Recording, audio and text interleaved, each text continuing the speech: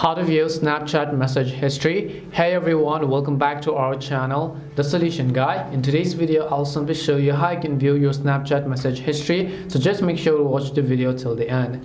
If you'd like to see your message history on Snapchat, there are two ways. One is if you have saved the chat yourself or if the other person has also saved it, you want to simply come to your chat page and then you want to open up a specific chat. So let me just go ahead and open up a specific chat, and if only someone has actually viewed that chat, you'll be able to go ahead and then save that story and then view it. So if the other person or either one of you has actually went ahead and then saved the specific chat, only then will you be able to go ahead and then actually find those chats. But keep in mind that Snapchat was built for privacy reasons, which means that it was meant for the purpose of not being able to save text. So in this case that you're trying to go ahead and find your message history, you'll not be able to do so if you have not saved them. However, there is also another way, that is to simply download your Snapchat data. And in order to do that, you have to tap on your profile icon from the top left hand side of the screen and then tap on the gear icon from the top right hand side of the screen. And after you come to this gear icon, which is the settings page, scroll down to the bottom of the screen, and then here you'll find the option called My Data. So just tap on the My Data option.